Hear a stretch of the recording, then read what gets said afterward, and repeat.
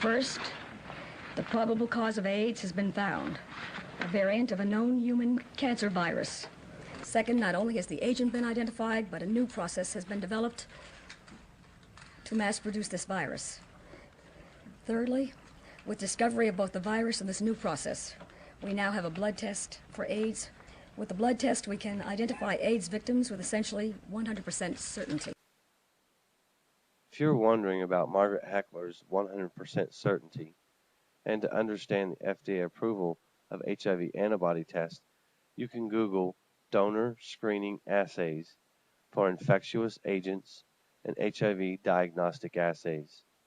This will take you to the FDA page listing antibody tests for hepatitis C, HIV, and others. Click on each HIV antibody test kit and review the intended use or the limitations of the tests. Millions of people take tests that are referred to as HIV tests. However, the idea that there is a laboratory test that can determine whether or not a person is infected with the virus is simply an illusion. The FDA has never approved a test kit that claims to be used for the purpose of diagnosing HIV infection. Nobody can find free infectious HIV virus in a human being. That is why they have to resort to looking for antibodies to HIV in a person. That is one of the biggest flaws in the HIV hypothesis, that antibodies, which are a sign of immunity, you should be happy that you have antibodies. It means that you are now immune. And yet with AIDS, we have antibodies as a predictor or an indicator of AIDS and future death. It doesn't make any sense to me. I don't recommend people ever getting tested. The reason is, I don't know what the tests mean, and I think no one else knows what the tests mean. I've never seen any evidence that what these tests purport to show, they're actually showing, namely the presence of a virus, the presence of an exogenous virus. I really would like to see the electron microscopic data of this, and apparently there is none. There is none where you've done a rigorous isolation protocol. The HIV antibody test is a very bad test. I believe that it is one of the worst frauds committed on the American public in the century.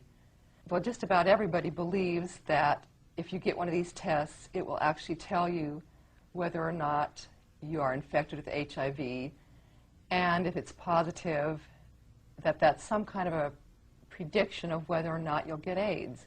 And that is absolutely not true. First of all, a positive result on that test doesn't mean that you're infected with HIV, and there is no way that it can mean that. There's a basic scientific principle that most people are totally ignoring, and right now I'm talking about the scientists and the doctors who are advocating these tests. The people that say these tests are 100% accurate. I would say more that they're 0% accurate. And the reason for that is this test contains what you call antigens. They are proteins from the HIV, the virus. And the principle of it is that the HIV proteins in the test kit are supposed to react with any kind of HIV antibodies that may be present in the person's blood sample. So the HIV antigens would react with the HIV antibodies. And theoretically, only HIV antibodies react with HIV antigens. Now, in reality, what really happens with antigens and antibodies is that they're not exclusive with each other. They're more promiscuous. In other words, antibodies will react with antigens that they don't belong to. In other words, let's say I have tuberculosis, and I have antibodies to the tuberculosis organism in my body, and I go out and take an HIV antibody test. What might happen is that my tuberculosis antibodies will cross-react with the antigens to HIV in the test kit, thereby giving a false positive. And these kind of cross-reactions are very, very common and very, very predictable. It's nearly impossible to determine the rate of false positives because there is no gold standard to independently verify test results. People with non-AIDS diseases have antibodies that can register a positive result on the HIV antibody test. Indeed, people with multiple sclerosis, T-cell lymphoma, generalized warts, and other diseases have the P24 antigen. And we also know that AIDS patients, despite being immune deficient, have lots of antibodies, more antibodies than healthy people. And many of these antibodies react with cellular proteins. That's just data that's widely available and not disputed.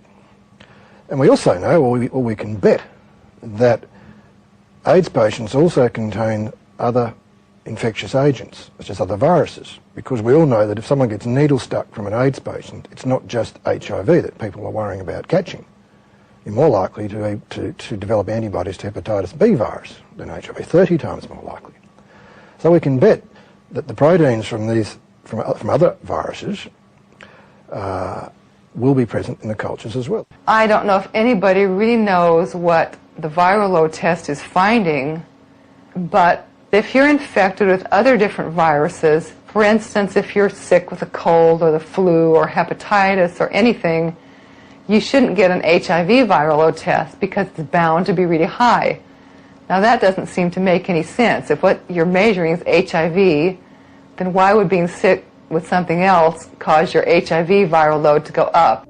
In Africa, all you need is 2 of these bands to be positive. In Australia, you need 4. If you were tested in New York today, then flew to Australia, and you had 3 bands in New York, you would not be positive in Australia, but you would be positive in New York City. Now, I mean, a virus cannot behave in this manner.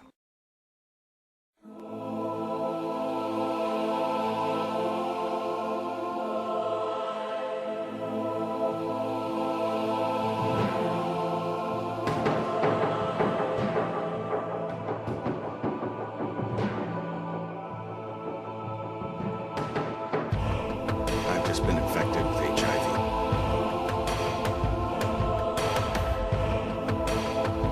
Is simply an illusion.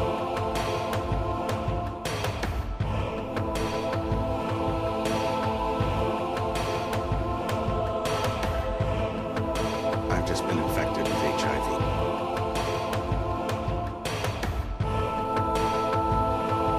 Is simply an illusion.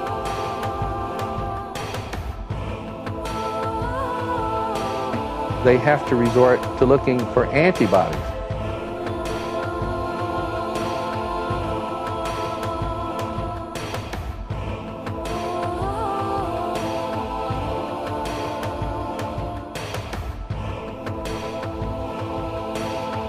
They have to resort to looking for antibodies.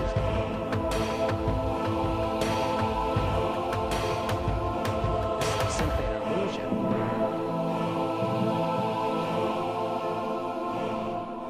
Is simply an illusion.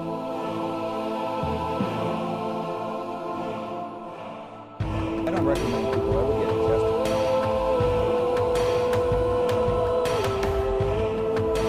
That's psychological terror.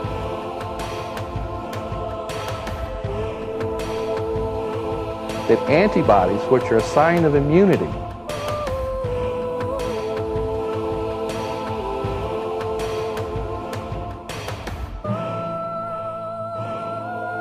The HIV antibody test is a very bad test.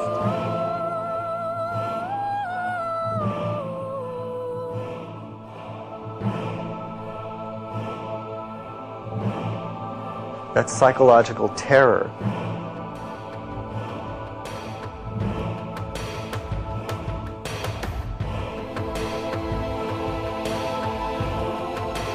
Unless what they're really measuring is something else.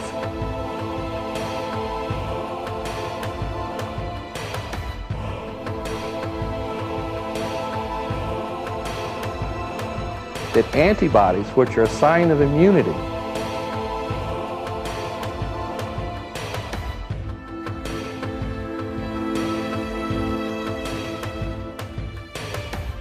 they have to resort to looking for antibodies.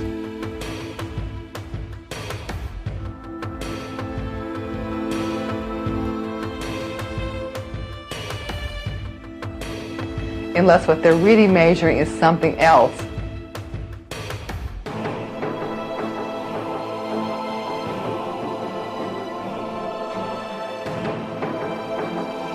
I've just been infected with HIV.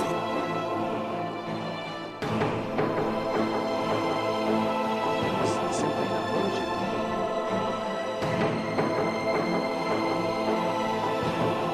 They have to resort to looking for antibodies.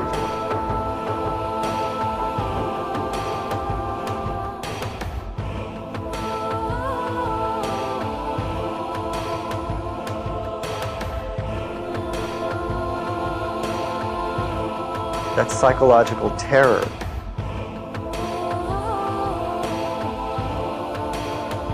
It's simply an illusion.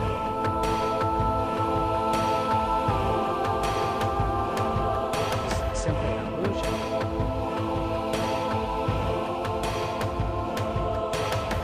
That antibodies, which are a sign of immunity,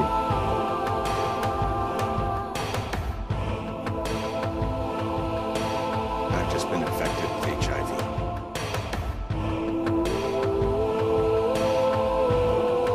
Unless what they're really measuring is something else.